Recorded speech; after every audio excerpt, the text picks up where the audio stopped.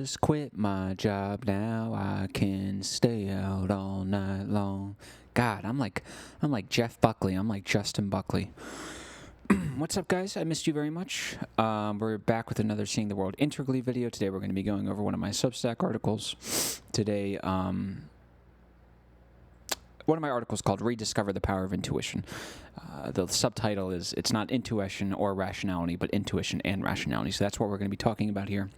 We're going to be talking about sort of the origin of intuition. We're going to be talking about how it functioned during the unperspectival world, which is to say, during the pre-rational and irrational times where the mental structure hadn't mutated yet. And to be clear, intuition is a product of the pre-rational and irrational faculties. It is not a product of the mental structure.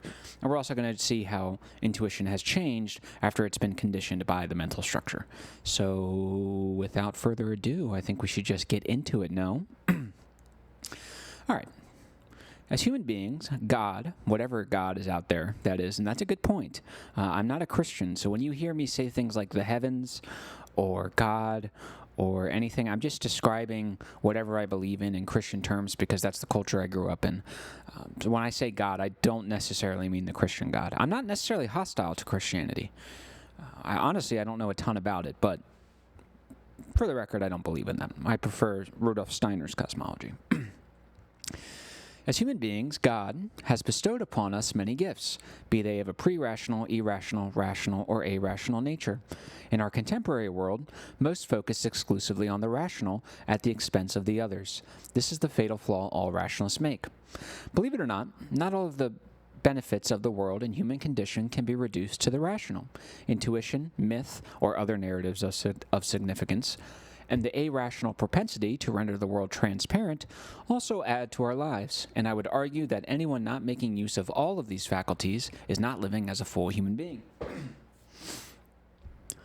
A full human being is the point or center where all these aspects converge and integrate.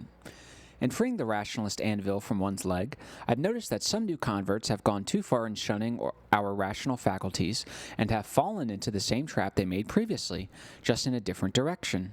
Instead of rationalists, they become pre-rationalists or, less commonly, irrationalists. I'm probably not going to add a ton of commentary to this. I think, generally speaking, because I write for a different medium, it's more or less comprehensive.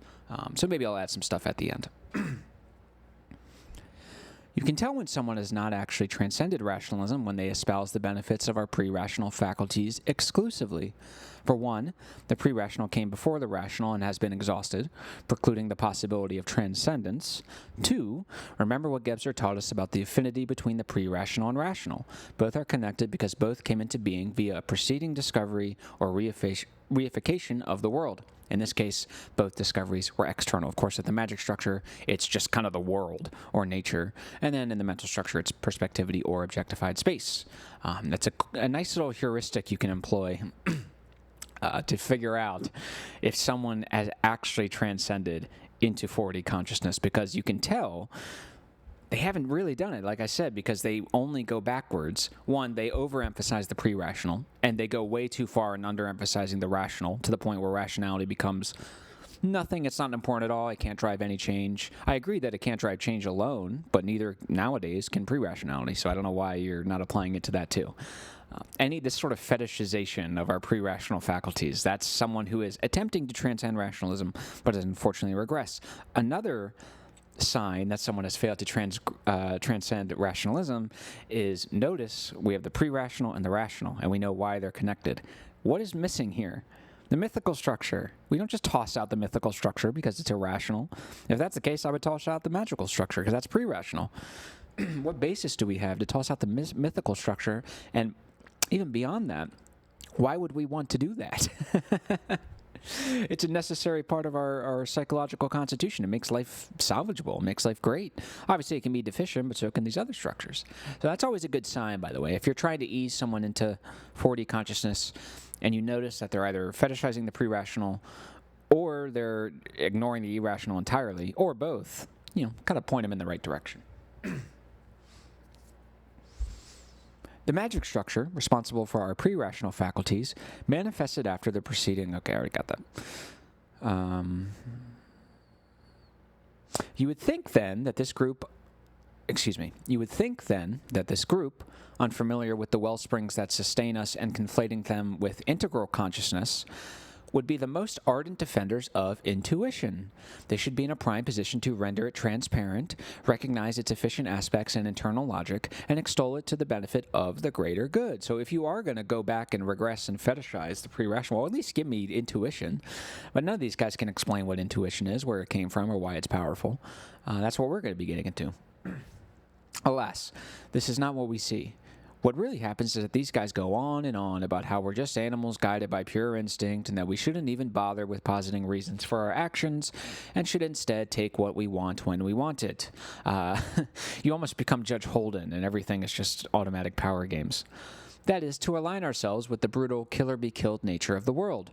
We are animals, and only pure instincts and raw power, hello Iggy Pop, can drive human progress. So that's the sort of pre-rationalist magical structure nonsense, this idea that we're just animals, we're just organisms driven by automatic pre-rational faculties, we have no mythical structure, awesome stuff, no mental structure, awesome stuff, we're just animals, that's all we are. Absolute nonsense. Absolute nonsense.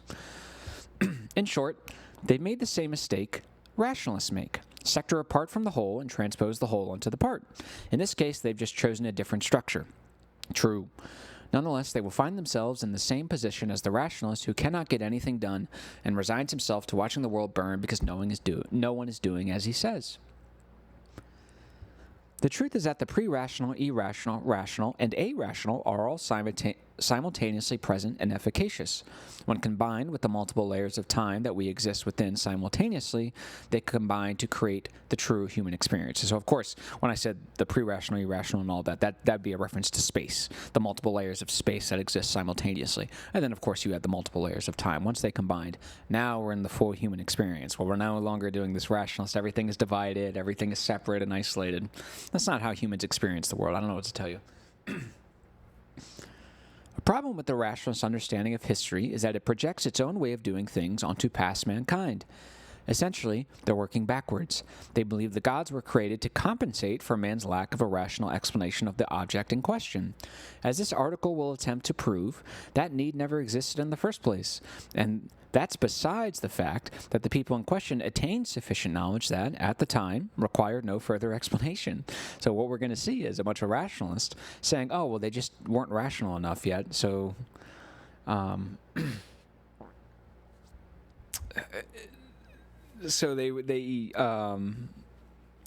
guess what I'm trying to say is they're imposing the rational, causal, mechanical way of thinking and doing things onto the man of the unperspective world. But of course, if you're working exclusively with the magic and mythic structure, all of your needs, all your mental needs, desires, whatever, they just aren't around. I don't know what to tell you. So the gods did not come about as a lack of rational explanation. They didn't even know what that meant. There was nothing to be explained in that sense. That wasn't a thing. I don't know what to tell you. We're going to meet people on their own terms. That is, we will examine the psychology and actions of those constituted entirely by the pre-rational and the irrational. So rather than going backwards, we're going to be going forwards, just like Gebser does. A common mistake made when analyzing myth, and one I have fallen into before, is getting too hung up on symbolism. Those symbols and mythologies have the power to transform one's soul. The emphasis on symbol is, counterintuitively, a product of rational thought. This is because symbols represent things, and representation can only come about when one imposes space between themselves and the object of reflection, so it can be analyzed in the domain of abstract conceptualization, a domain where the things themselves do not belong, but their representation. So think of it obviously like your logic, the words you use for logic, math, obviously these representations. You do this after you impose space.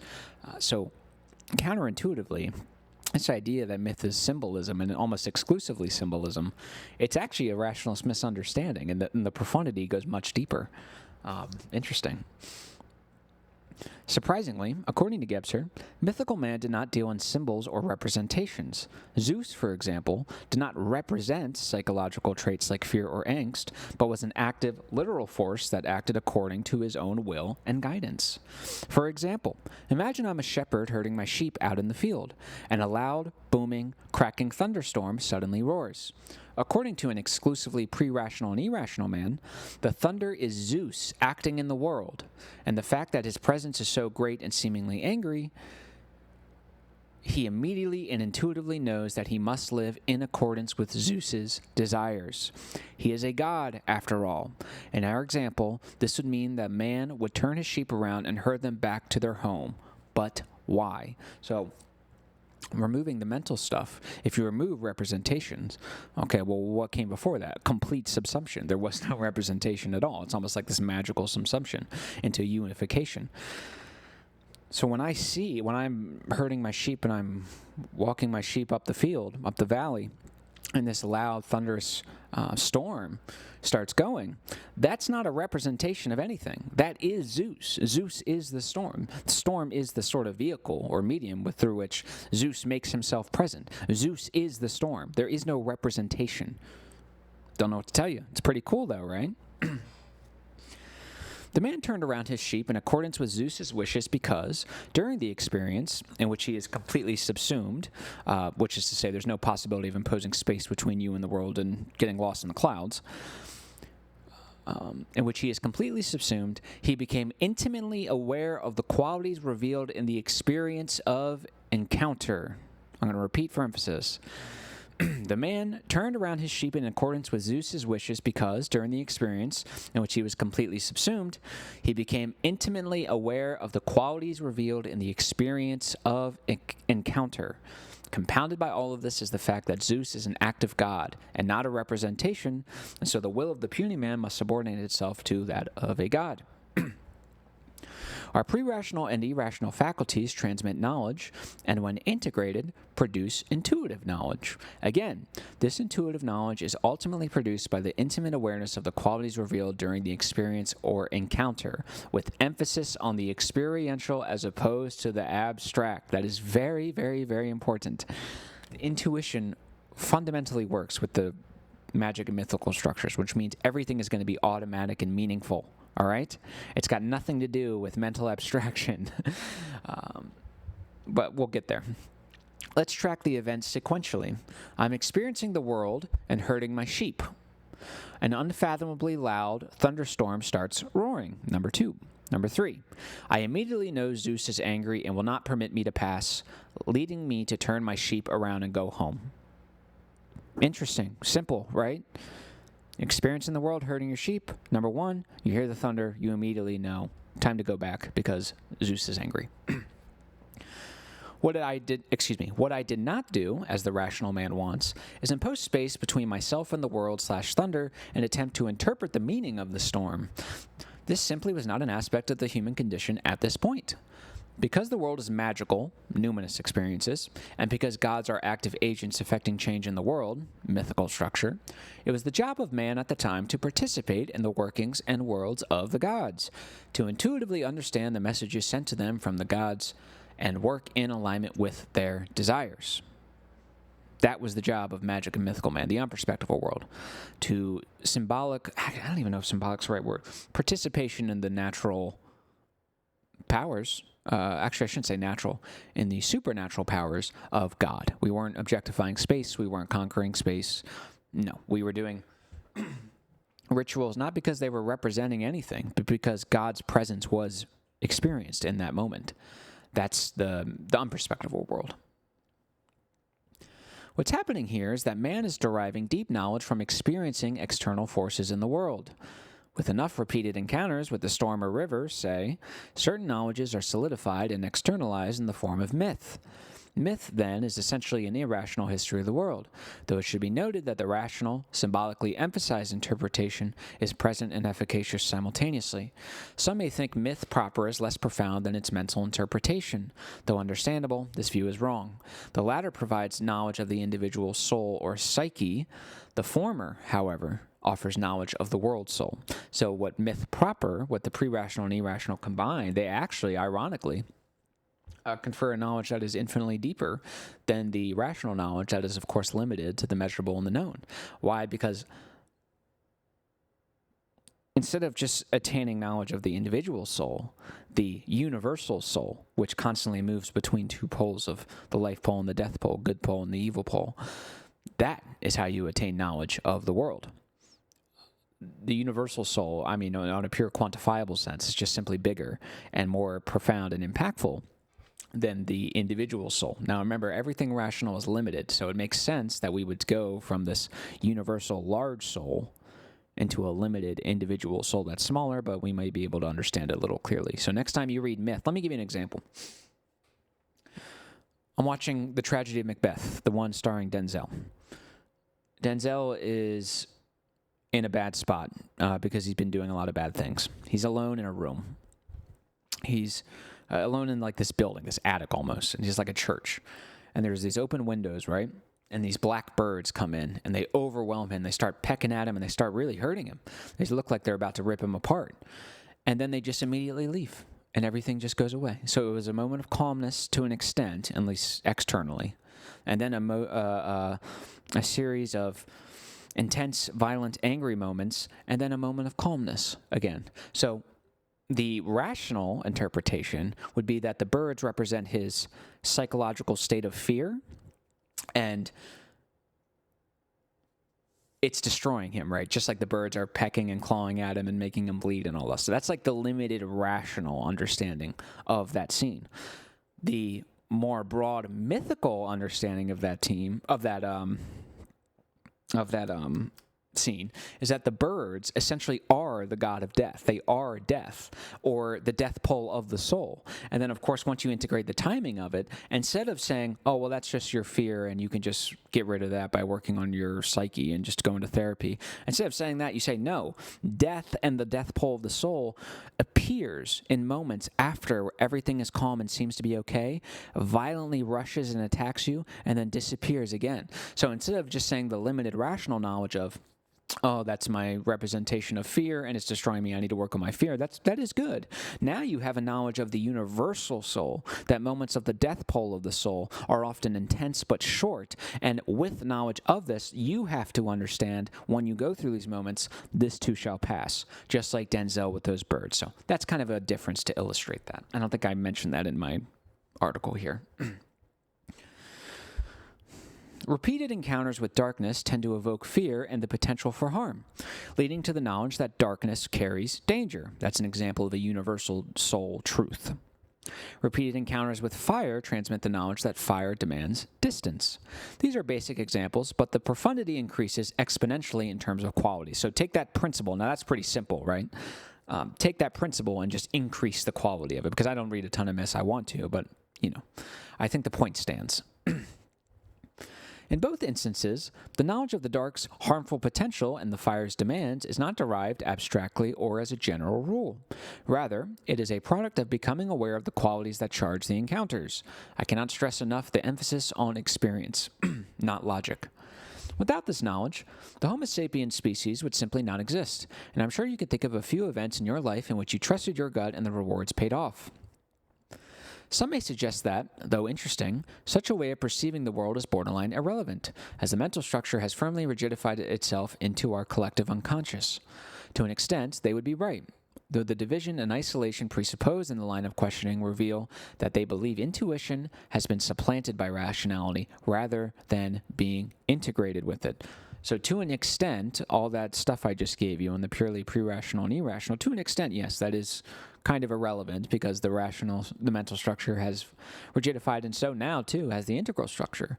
The mistake you've made is assuming that the rational supplanted this. No. As we're about to explain, intuition has just been streamlined through the mental, and in a way, it's almost become better. We now know that the storm is not Zeus acting in the world, but does it matter? Let's stick with our storm example. Playing club soccer growing up, many practices were canceled due to thunderstorms. We're playing and, suddenly, there she goes. Intuitively, my coach knew that, because the cracking was so loud, we would have to cancel practice. It is then that he invoked rational thought to abstractly reflect on the most logical course of action based on his intuition. Perhaps it's best to go to your car and seek shelter there, or if they're too far away, you should instead find refuge under the closest building. Now that rationality is an effective potency, we must update our sequence. I'm experiencing the world and coaching my team's practice. An unfathomably loud thunderstorm starts roaring. I'd immediately know that the storm will be too much, leading me to cancel practice and go home. In a purely pre-rational and irrational sense, the storm is an external force through which Zeus makes himself present and active, communicating messages to its recipient through qualities such as intensity, repetition, and strength. In a purely rational sense, the storm is an external force of scientific origin and explanation that communicates messages to its recipient through qualities such as intensity, repetition, and strength. The former carries the necessary experiential knowledge, while the latter carries the necessary estimative knowledge. When properly integrated, both, or technically all three, the pre-rational, irrational, and rational, afford profound capabilities that lead to more effective, efficient, and moral ends.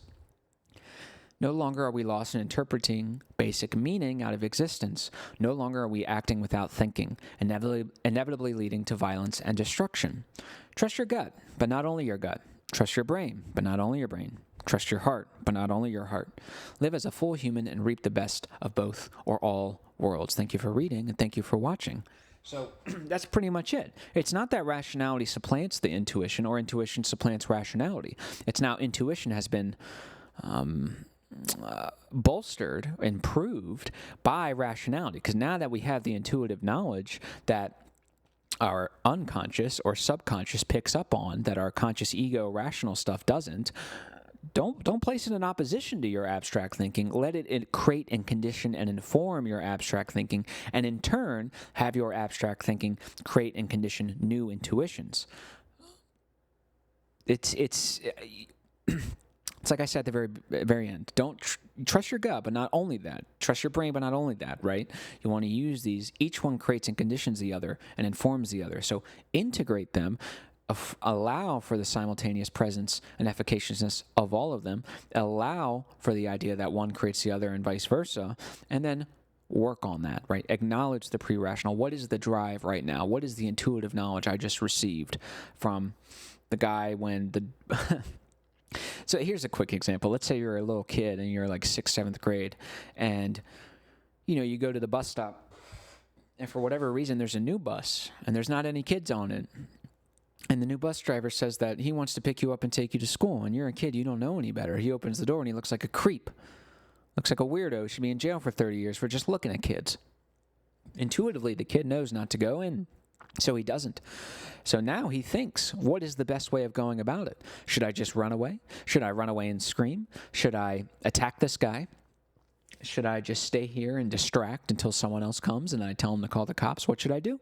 Well, no matter what he does, the point, the principle I'm trying to make here is that both work together for beneficial results, better decisions, better ends, and that is the integral insight. So please have fun, rediscover the power of intuition, and keep living the integral life, because hopefully you are reaping benefits in your own life from it. I love you guys so much, and I'll see you soon.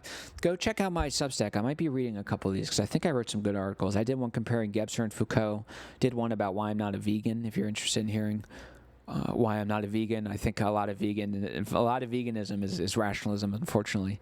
And there's a couple other there that I think is pretty good. So let me know if you guys are interested in that, and I hope you guys are doing well, and I love you. Goodbye, y'all.